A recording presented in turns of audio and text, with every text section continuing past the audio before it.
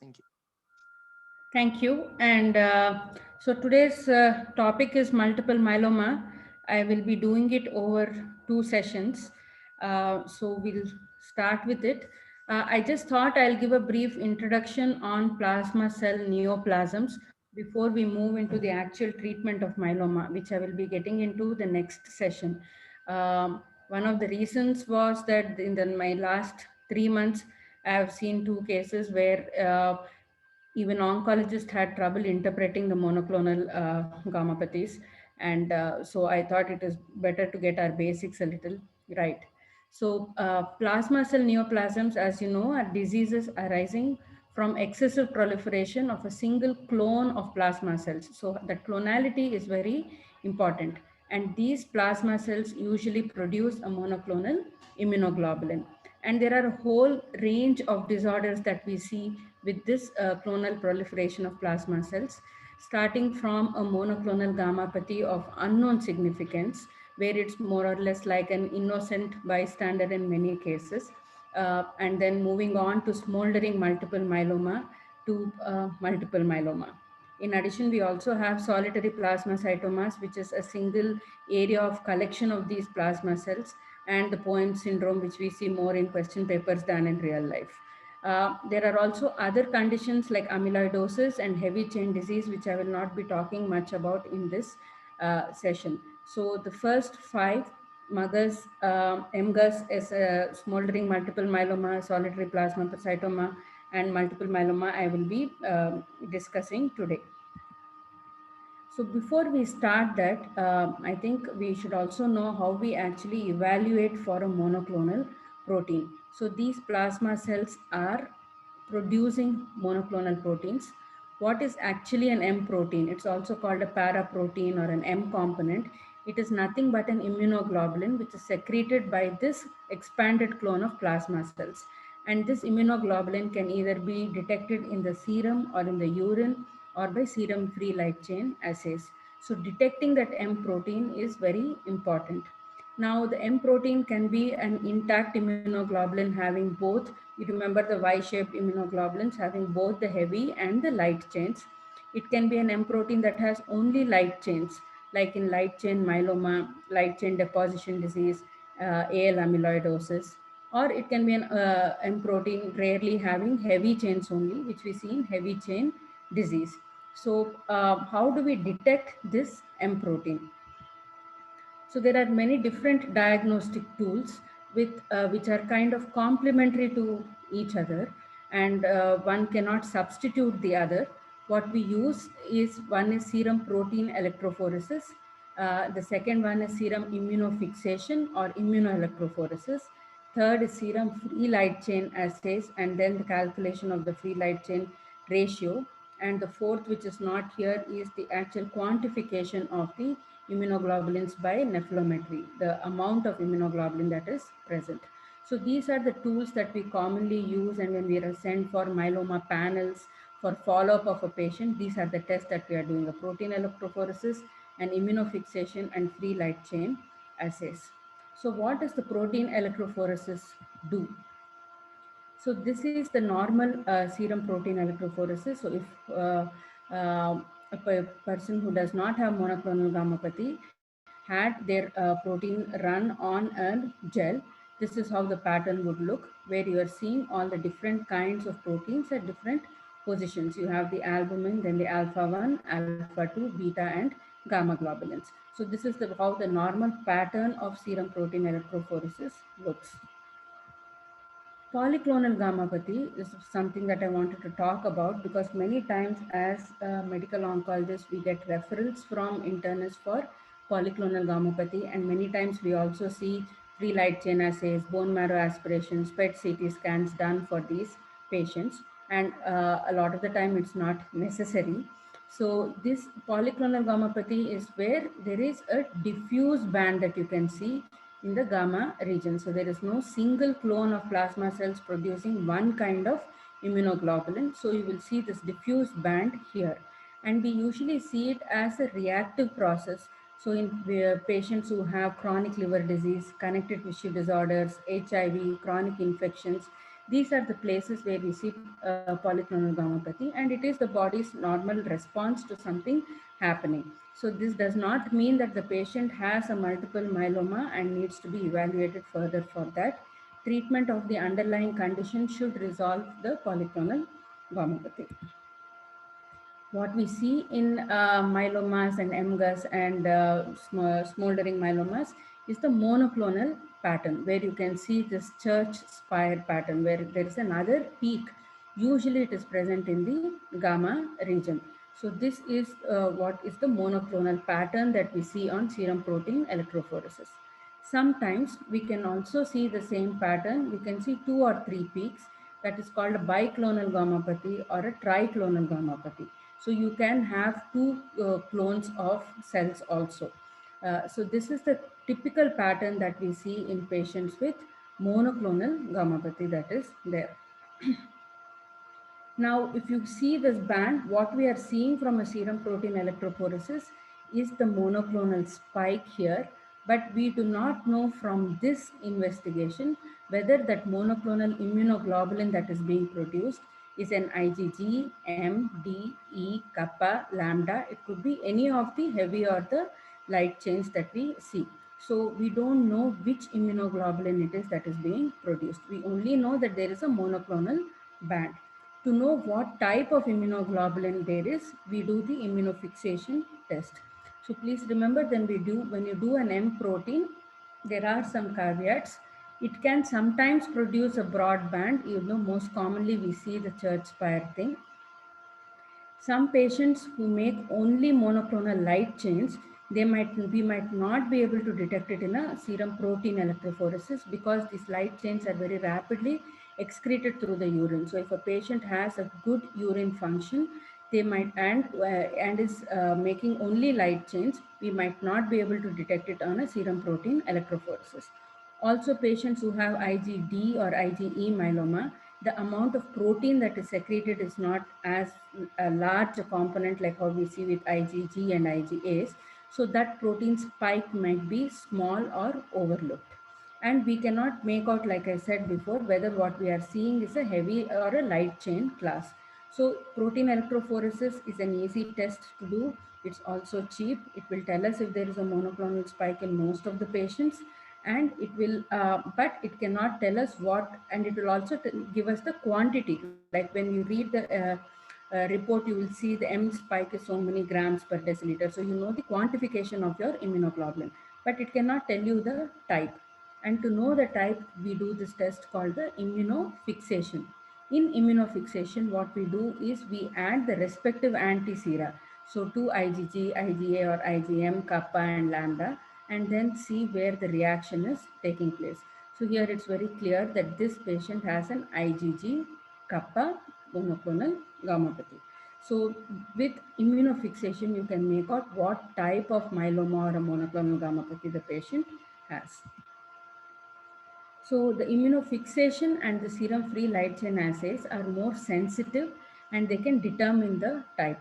So the immunofixation we can detect as lower concentration as 0.02 grams per deciliter, and a urine protein concentration of 0.004 grams per deciliter. So if there is a small amount of protein that is present, immunofixation is useful. So in patients whom we are following up for myeloma also, other than the diagnosis, when we follow up patients for myeloma, once the serum protein electrophoresis becomes normal, we can do the immunofixation to see if they have a complete response or not. In addition, for the detection of IgD and IgE, if you see here, the commonly used antisera are IgG, A and M. So if you have a patient who has only a kappa or a lambda, you have to call your lab and ask them to do the IgD and IgE to rule out those myelomas. And immunofixation, like I said before, cannot estimate the amount of M protein. That is done by the serum protein electrophoresis. The other test that we do is quantitation of immunoglobulins, where you get IgG, so much amount, IgA, so much amount is present. So this we use in hypogammaglobulinemias also, and this is also a useful test. Again, you have to remember that you cannot compare an M spike quantification on a serum protein electrophoresis to a quantitative immunoglobulin value. This is very important to remember because sometimes the numbers might be close, but it's not the same. So you might have an M spike of 3 grams per deciliter, and you can have an IgG level also of 3.5, but you can't do one and then compare it to the other. Either you do the SPEP and you compare it with the protein electrophoresis itself.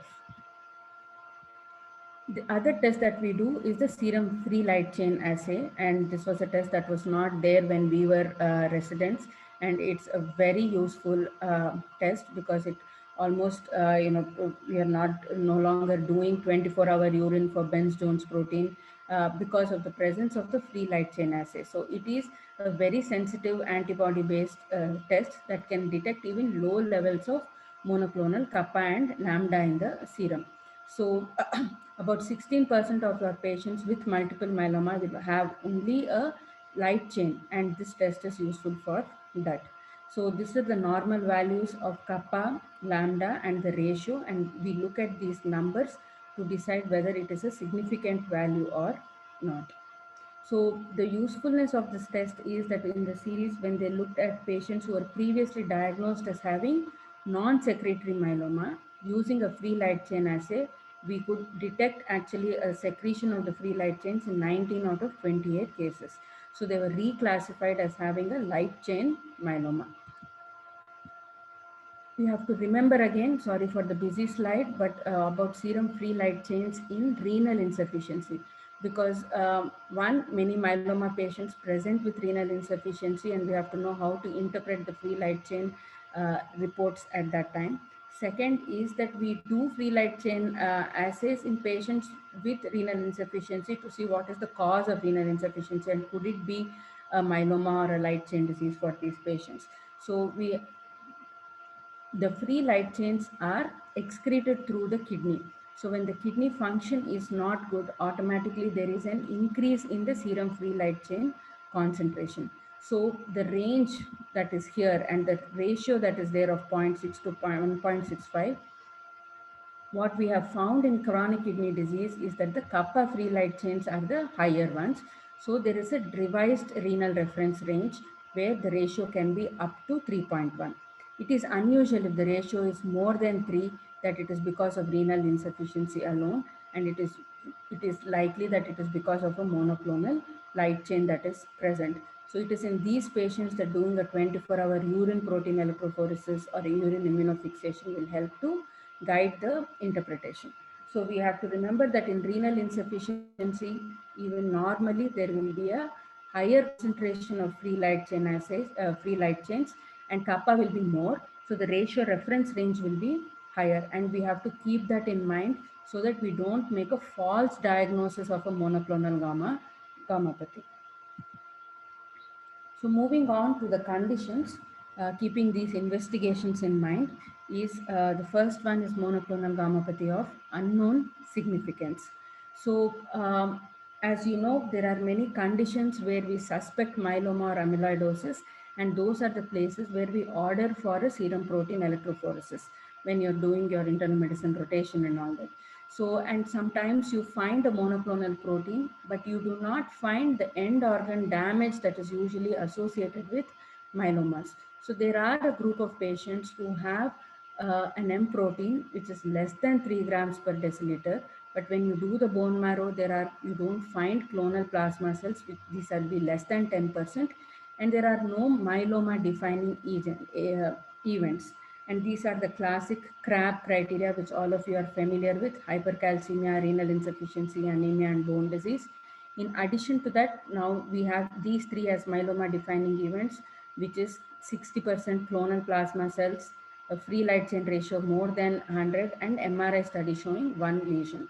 So if none of these are there, and a patient has a monoclonal protein which is less than 3 grams, and there is a bone marrow involvement of less than 10%, then this person is said to have monoclonal gammopathy of unknown significance. Why do we find out these? And how do we find out? In US, it is fairly common, and it might be because they use the test more often. We don't have a lot of data in India about monoclonal gammopathy. This was one series I found where the prevalence was 1.43% in a cohort that they tested. which is much lower than what we are seeing in US. So this is diagnosed when we are evaluating patients for peripheral neuropathy or anemia, bone pains, renal insufficiency, hypercalcemia, high protein levels, or a patient is otherwise where we are suspecting an amyloidosis or a multiple myeloma or a Waldenstrom's. These are the places where we usually send for a serum protein electrophoresis, and we might find that while a patient has this monoclonal protein, it does not fit into the criteria of a multiple myeloma. So that's why it's called unknown significance. And it can be a whole gamut of disorders where we see MGUS. And sometimes, the question is this monoclonal protein have anything to do with the disease, or is it just an innocent bystander? And it probably varies from condition to condition. But there are a whole group of disorders where we have found that are associated with MGUS.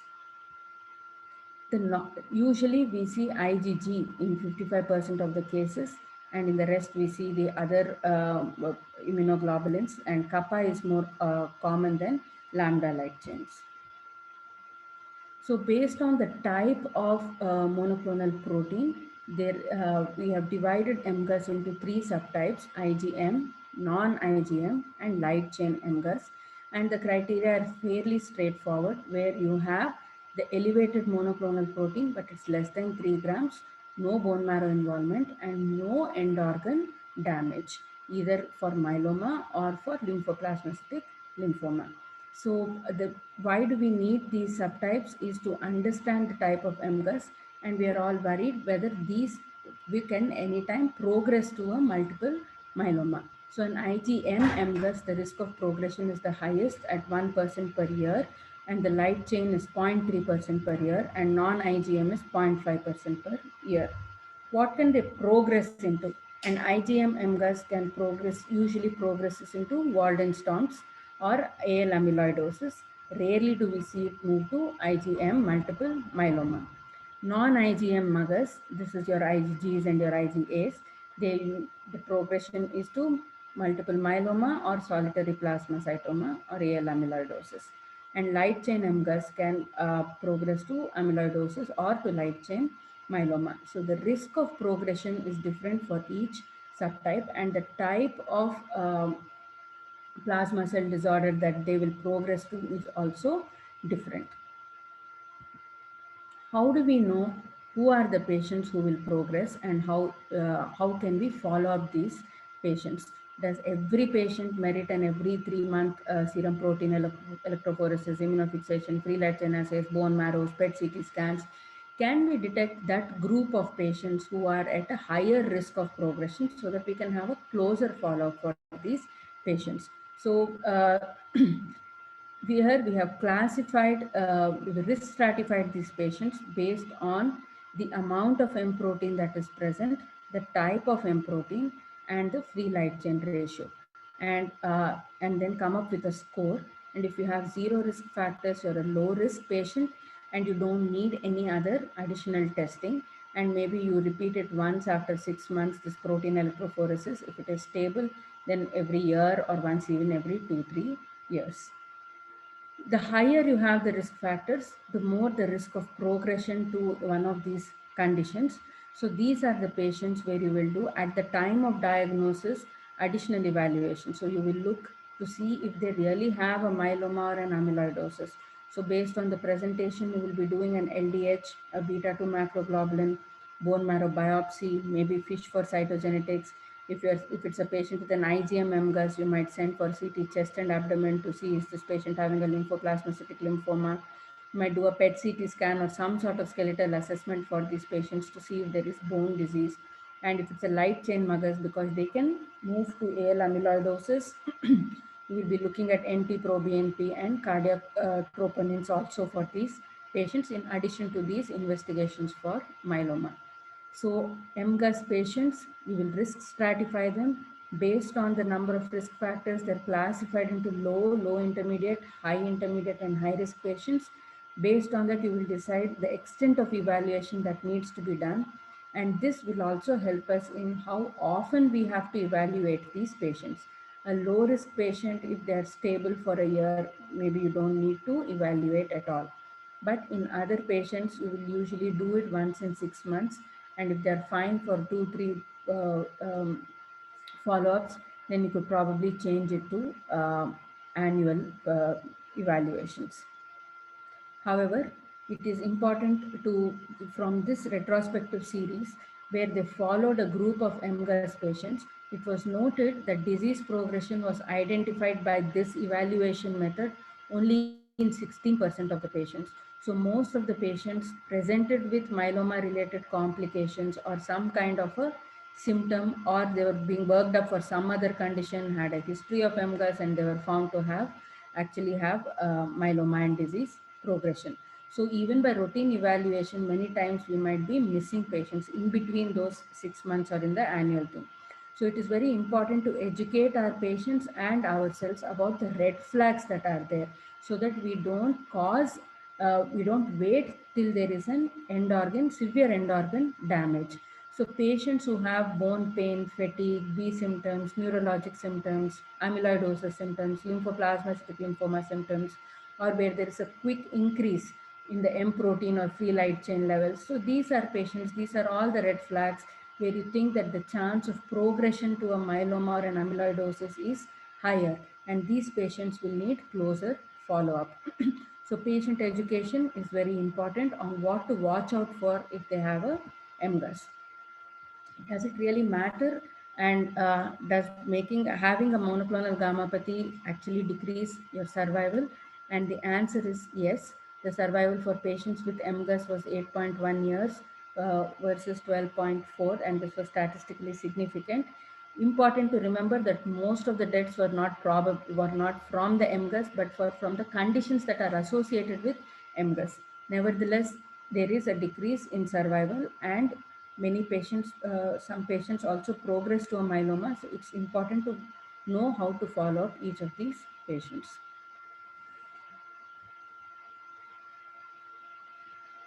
Moving on to smoldering multiple myeloma.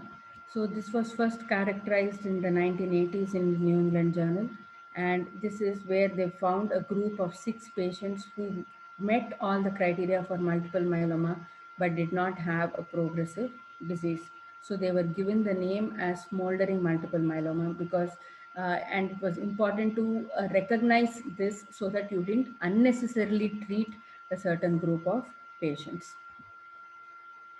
So what is smoldering multiple myeloma? Here, it is a continuum from MGUS to smoldering myeloma, where now your monoclonal protein is more than 3 grams per deciliter, or you have a urine monoclonal protein of more than 500 milligram per deciliter, and clonal bone marrow plasma cells are 10 to 60% and no slim CRAB features. So there is no end organ damage at all. So what is the risk of transformation from smoldering myeloma to myeloma? Similar to how we discussed in MGUS. So in the first 5 years, it is about 10% per year. So there is one group of patients within 5 years, 50% of them move into a myeloma. And then for the next 5 years, it's around 5% per year. And in the later on, there is one group of myeloma patients who have a similar disease course like MGUS patients. So if we knew who these different groups were, then maybe we could be more aggressive with this group and less aggressive with this group. It was based on these kind of studies that we came with the SLIM criteria, where we found that otherwise we would be diagnosing these patients as smoldering multiple myeloma because they did not have the CRAB end organ damage. But when these patients were found, it was found that when they had a bone marrow involvement of more than 60% or a free light chain assay which was more than 100, the ratio, 100 grams per deciliter, or if they had any spot in the MRI, these were the patients who are at very high risk and they needed to be treated like a myeloma.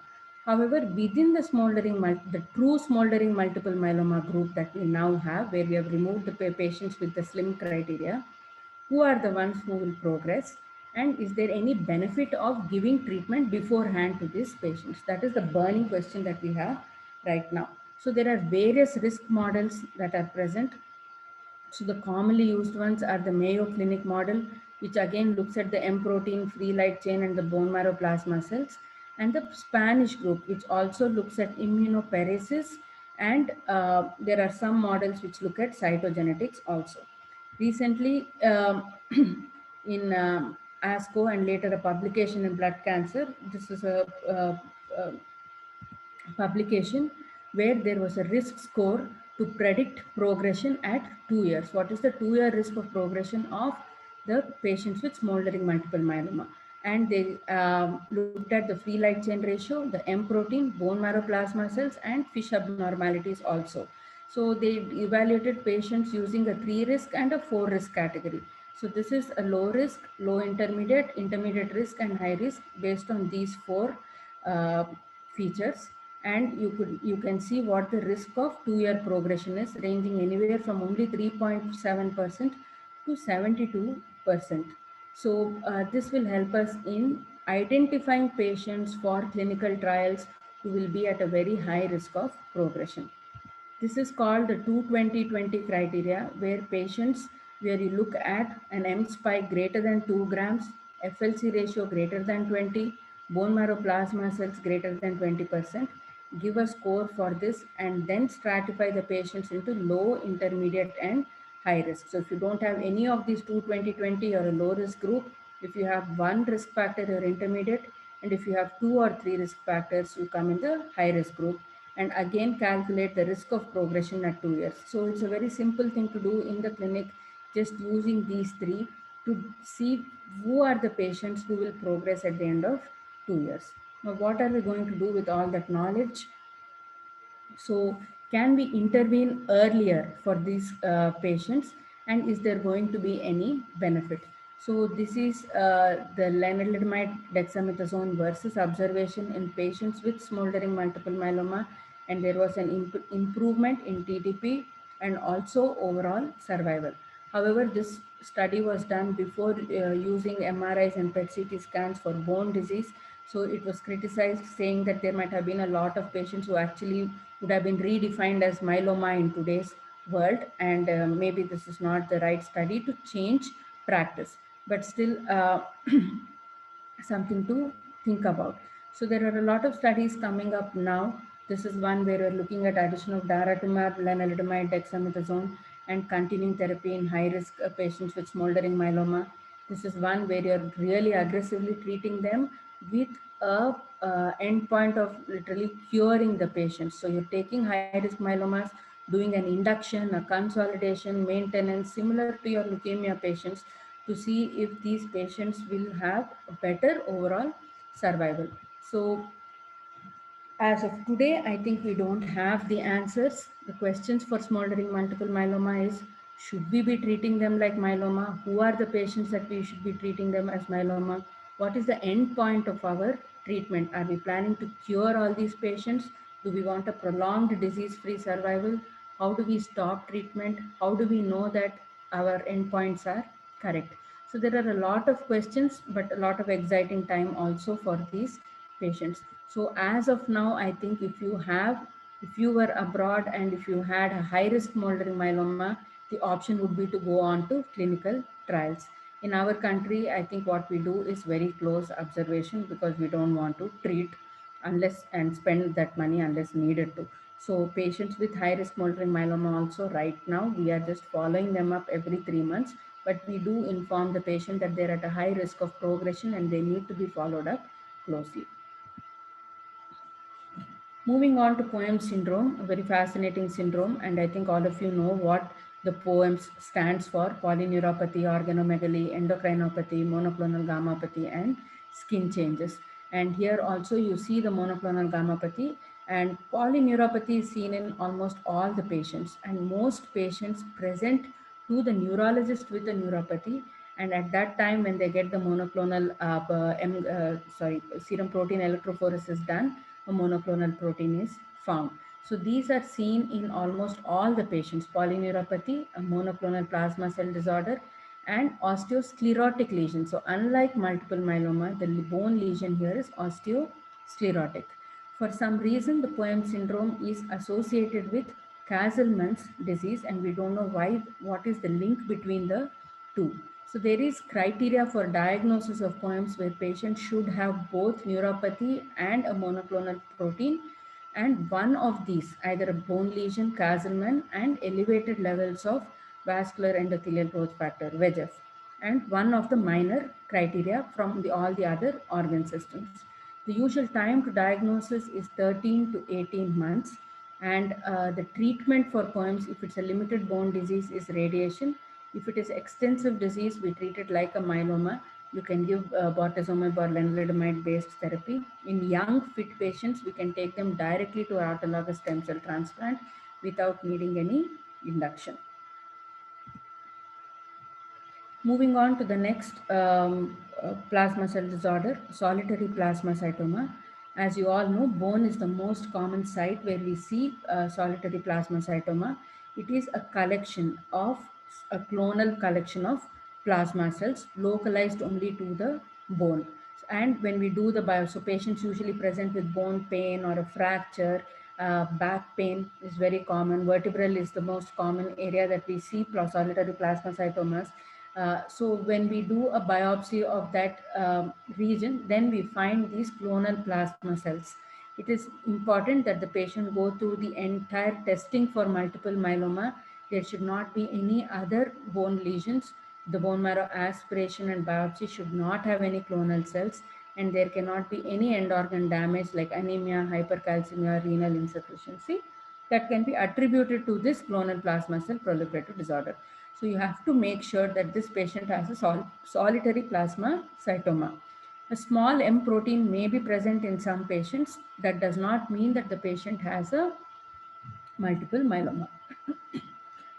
So there are some variations of solitary plasmacytoma that we see, and we have to keep them in mind before we treat them aggressively. Because similar to MGUS and smoldering myeloma, there will be one group of patients with solitary plasmacytoma who will not progress at all, and you don't want to overtreat patients with stem cell transplants and bone marrow transplants and high dose chemotherapies.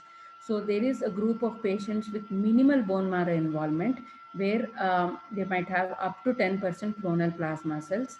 So they are treated similar to a solitary plasmacytoma of the bone with localized radiation only.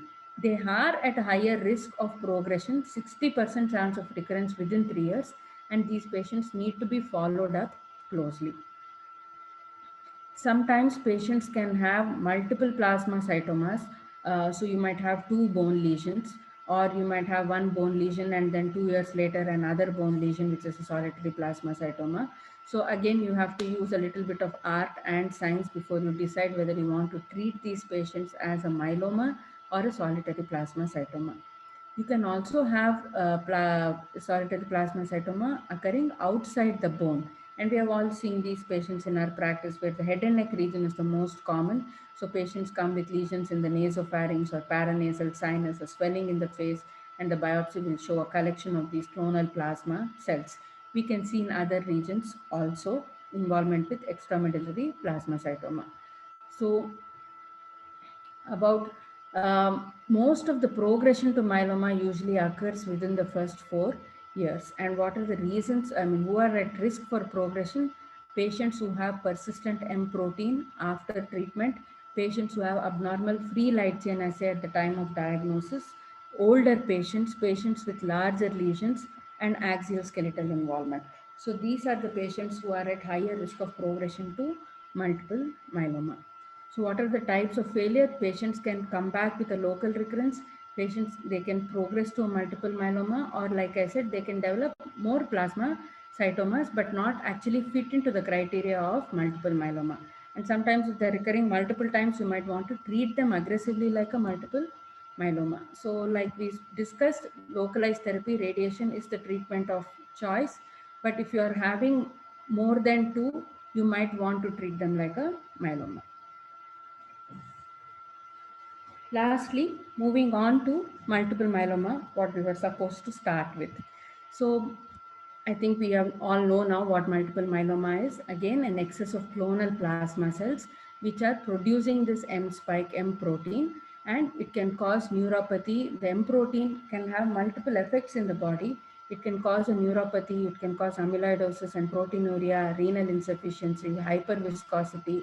Patients might present with symptoms of marrow infiltration with bone pain, lytic lesions, anemias, hypercalcemias, and multiple myeloma patients, as you know, more from having this immunodeficiency, and also the type of treatment that we give are very prone to infections. So there is a variety of presentations that we see for patients with multiple myeloma. So it is important to remember that from MGUS to smoldering myeloma to active myeloma is a continuum, and patients move, most of the patients, more than 80% of the patients who are diagnosed today with multiple myeloma would have had an MGUS had they been checked earlier. So this starts as a monoclonal gammopathy of unknown significance and moves on to becoming a multiple myeloma. So myeloma is characterized by these myeloma defining events. One is what is visible, that is the end organ damage, hypercalcemia, renal insufficiency, anemia, and bone lesions. And the second is what we have now. These are the additional criteria which were initially seen as high risk smoldering multiple myeloma, but now these are indications to treat the patient as a multiple myeloma. That is 60% clonal plasma cells, a serum in free light chain ratio of more than 100, and more than one focal lesion on the MRI. So these are the patients who are supposed to, who have active, known to have active multiple myeloma. And within myeloma patients, when we see, and I will be discussing this in the next class, we will have different types of therapy based on, is it a newly diagnosed multiple myeloma? Is it a patient with a relapsed multiple myeloma? Is it a patient with a refractory multiple myeloma? And you can see the disease progression in these patients. The initial remissions are long, and each time the subsequent remissions become shorter, and the number of cells that are refractory become increase. And so it moves from a sensitive disease to becoming a very refractory myeloma with time.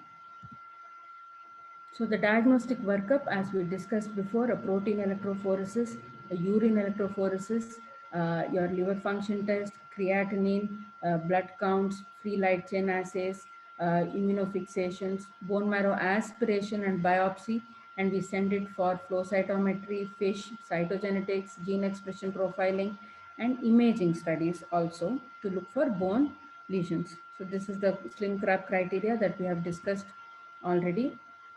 Many patients with myeloma can present with renal failure, and the most common cause of renal failure is either light chain cast nephropathy or hypercalcemia. In addition, it can also be amyloidosis. We have to think about amyloidosis if a patient is having, especially nephrotic range proteinuria. We have to think about light chain deposition, and also drug-induced renal damage, because many of the myeloma patients come with severe back pain. They are on a lot of NSAIDs before the final diagnosis is made, and they might have a renal damage secondary to the painkillers that they have used. So knowing the cause of renal failure is myeloma is very important. These are the neurological manifestations of myeloma, and the most common one that we see is again spinal cord compression, which is a medical emergency. Hyperviscosity syndrome, if it is an IgM myeloma. Radiculopathies, this is again something very common that we see when patients come to us. If a patient has a peripheral neuropathy at the time of diagnosis, after diagnosis it can be because of the bortezomib that we are using, but at the time of diagnosis, if a patient has peripheral neuropathy, please think about coexisting amyloidosis, or could it be POEMS also. Rarely patients can have CNS involvement and an encephalopathy due to high ammonia levels. So these are some things that we have to think about when we are seeing patients with neurological manifestations in myeloma. Again, IgG is the most common subtype. IgD and IgE are very rare. In some patients, we see only kappa or lambda light chain. So coming to the rare myelomas, the IgD and the IgE myelomas, the IgD is, I have seen only one case till now, 2% of all myeloma cases, and these are supposed to be more aggressive. They present with more advanced disease, renal failure, hypercalcemia, seem to have a favoritism towards lambda light chains. many of them present with extramedullary involvement. Like I discussed before, at the time of diagnosis, lab evaluations, because the IgD levels might not be very high, we might be missing this. So this is something that we have to keep in mind, especially when we are seeing only free light chains in the serum. IgE myeloma, very few cases that have been reported, and again, more plasma cell leukemias with IgEs, and they seem to be associated with 11-14 translocation.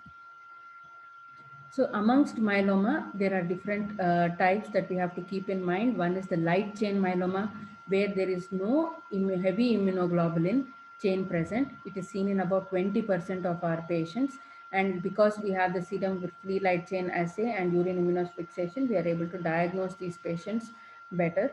And they usually will have a higher incidence, obviously, of renal failure because of the cast nephropathy. Oligosecretory myeloma is a condition where we don't see very high levels of serum M protein or urine M protein. So this is seen in 5 to 10%. Difficult to diagnose and monitor because these levels are so low and you can't keep doing bone marrows again and again for these patients. So a free light chain ratio is usually abnormal in these patients and can be helpful. And we might have to do bone marrow studies every once in a while and imaging studies also if the free light chain levels are not high. Non-secretory myeloma, which used to be a more common diagnosis before, but now because we have better testing, we see it in less than 3% of the patients. It's defined as a normal serum and urine immunofixation, normal serum free light chain assay. So basically it is patients who present with this end organ damage, but these immunofixation tests are normal, free light chain assay is normal, but when you do a bone marrow, you will see the plasma cells, and they might, by immunochemistry, we can detect immunoglobulin in these cells. Now, non-secretory myelomas, in terms of prognosis, it is similar to patients with secretory myelomas. Again, you have to remember that sometimes if you see a patient, and recently we had one patient where she had multiple lytic lesions, looked very typical like a multiple myeloma, and a small M protein. So not a typical non-secretory myeloma. This patient had a small M protein and was told that she had a myeloma and came to us. But when we did a bone marrow, she actually had a metastatic breast cancer. So think about other things before you say that this patient has a non-secretory myeloma. Don't jump to that diagnosis. So for all patients with myeloma, we will be doing a bone marrow aspiration and a biopsy also to know the extent of plasma cells. So we look at the plasma cell percentage by HND stain and right stain. So usually we don't use the flow CD138 to say, because that might overestimate the number of plasma cells. Now we can see reactive plasmacytosis also in patients who have other conditions. So you have to keep that in mind and not jump to the fact that if a patient has 15% plasma cells, the patient has a myeloma. You have to establish clonality. And how do you establish clonality? Like we discussed before, by doing all these tests. And you can also show a kappa lambda light chain restriction on flow cytometry. You can do immunohistochemistry for kappa and lambda and show that clonality for the patient. Now, if there is a discrepancy between bone marrow aspiration and biopsy, always choose the higher number as the percentage of plasma cells. If a patient has even less than 10% clonal plasma cells on biopsy, if the other end organ damage and myeloma defining events are fulfilled, and there is a histological confirmation of a bony plasmacytoma, that patient has a multiple myeloma.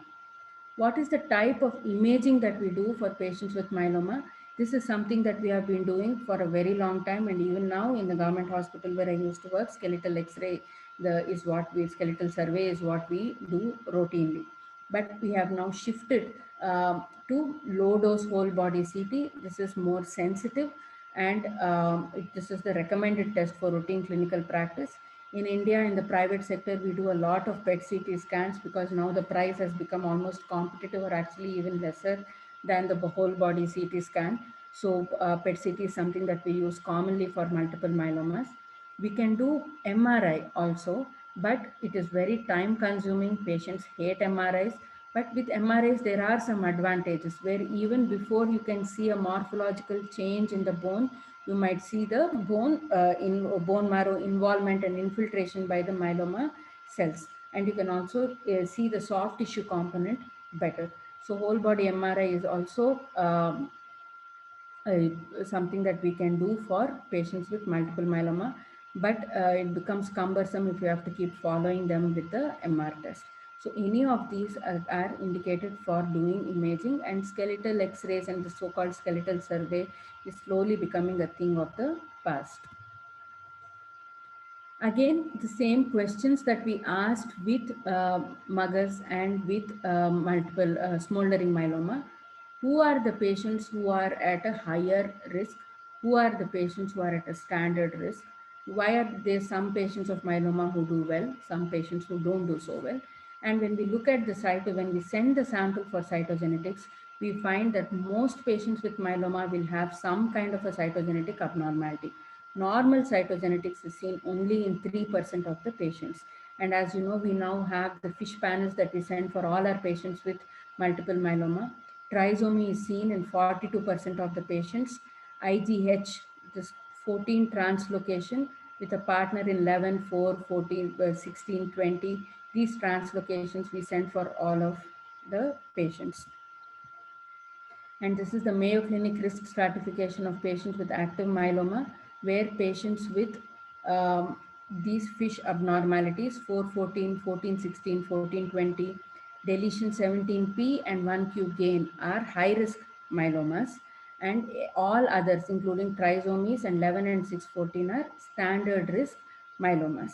If you have two high risk abnormalities, it's now called a double hit myeloma. If you have three or more high risk abnormalities, it's called a triple hit myeloma. So recently I had a patient who had a 1q gain and a 414 translocation. So myeloma staging, as again, this I'm sure most of you are familiar with, but it's very different from the regular stagings that we see for solid tumors. And we look at the serum albumin and beta-2 microglobulin. This was the initial ISS staging, to which were added the cytogenetic features that we now know are associated with standard or high-risk myelomas. And based on that, we have the revised ISS staging system, stage 1, 2, and 3. And you can see how the median survival varies in this staging system. And it is a good system to know who are the patients who are at high risk and who are the patients who will do well. So how do I follow up a patient with multiple myeloma? And this is something we don't do commonly in India, but we should be, and I do it for all my patients, is at every cycle we have to response assess our patients. Again, because of the myeloma panels, which have become much cheaper now, we are able to do a protein electrophoresis and free light chain assay for our patients with each cycle. So at every cycle, a protein electrophoresis and a free light chain assay is something that we usually do. Once the protein electrophoresis becomes normal, then we shift to the more sensitive method of immunofixation. If a patient has a normal immunofixation also, then this is a patient with a suspected complete response, and these are the patients where we will do a bone marrow aspirate and biopsy. So there are different criteria for response assessment, and mostly used to put patients into specific groups for clinical trials. And we use that in our day-to-day practice also. So patients with complete response, stringent complete response, there are where the criteria are there and you can go through that. But complete response is a patient who has a normal serum immunofixation.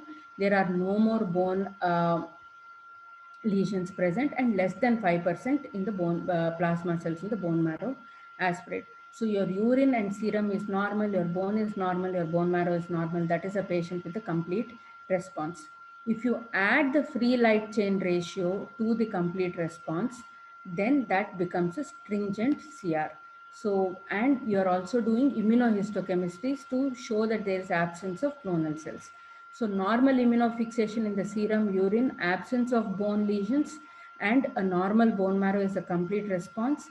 If you add free light chain assays and a more stringent criteria for absence of clonal cells, that becomes a stringent complete response.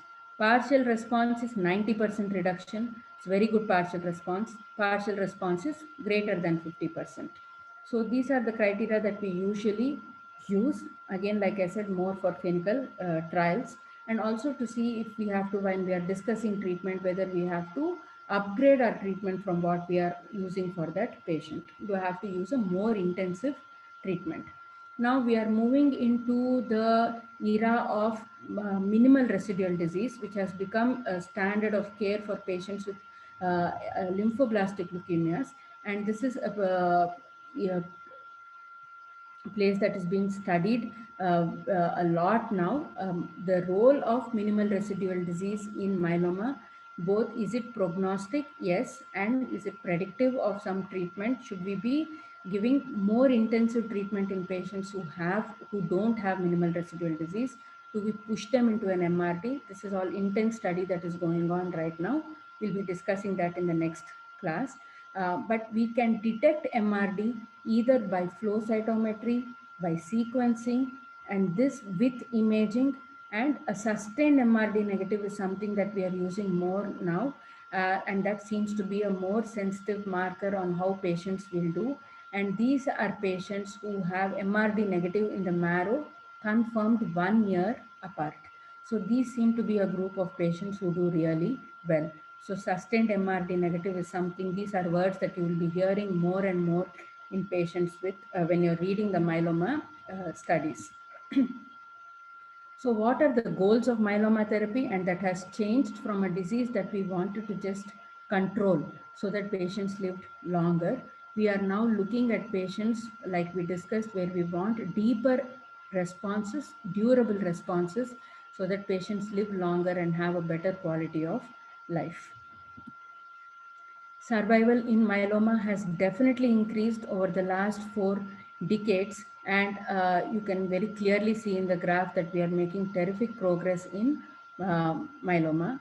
And the landscape, when I took this slide, I just thought in 2005 when I finished, we had 2004, I think, was the year when bortezomib was approved, and we had thalidomide, and we are very excited with these two drugs.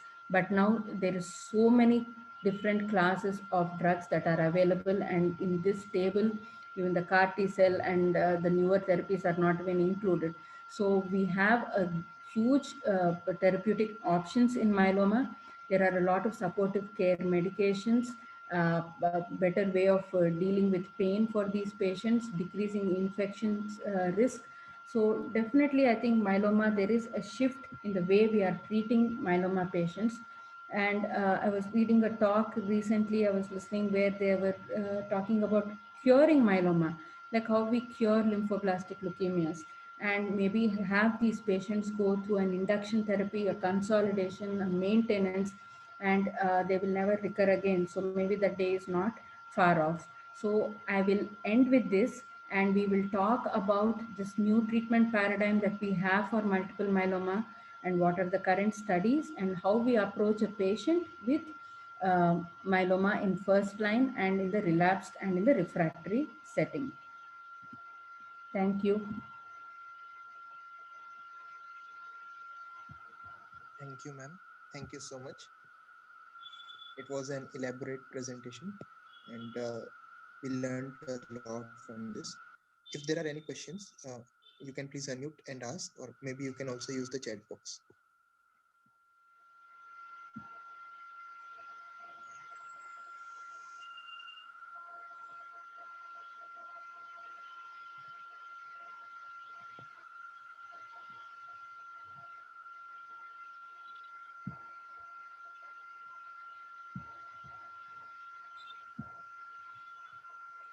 Ma'am, you said solitary plasmacytoma, almost 54% they progress to multiple myeloma.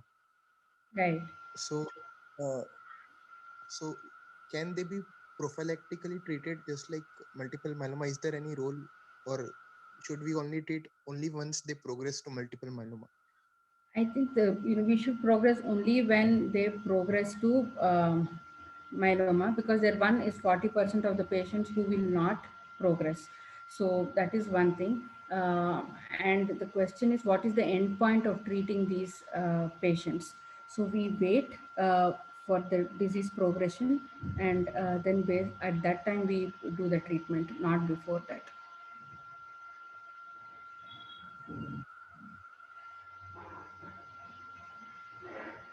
Yeah, so thoughts about lenalidomide being used in smoldering myeloma. So I think that was a good, yeah, that was a good study, and but it has not changed practice yet. We are trying to define high-risk smoldering multiple myeloma patients better and to know how exactly to treat them. So we are still trying to understand what is the goal of treating smoldering myeloma patients. Are we planning to cure them? Are we planning to, what is the end point? I mean, how long do we keep on going treating these patients? Because we all have patients with smoldering myeloma in our practice who do very well for a long period of time. So if you have that high risk patient, a very high risk patient with smoldering myeloma, you can definitely discuss Lendex. But right now, as of now, I wait for them to become a myeloma before I treat them. Hello, ma'am. I have a question. Ma'am, you said that whole body MRI or whole body CT scan. Right. So, ma'am, which would be better to consider in case of whole body MRI or whole body CT scan? MRI is time taken, but is CT better than MRI? So actually, for in the SLIM criteria, it is MRI that you should be doing for more than one lesion. But CT scan is something that is widely available.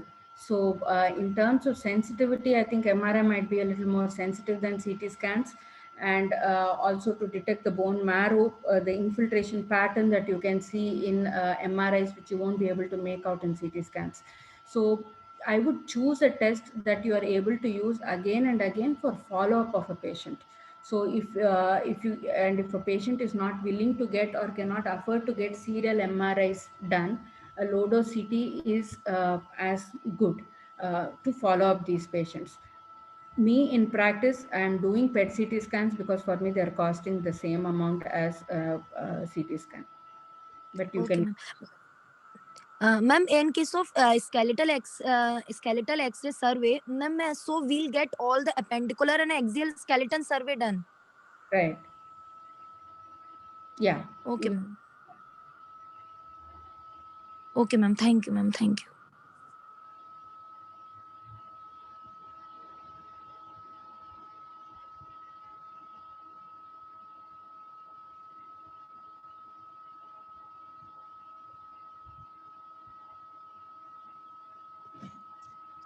Are there any other questions?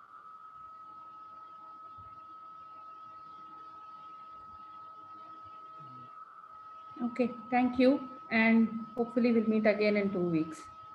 Yes, ma'am. Thank you so much, ma'am. Thank you. Bye.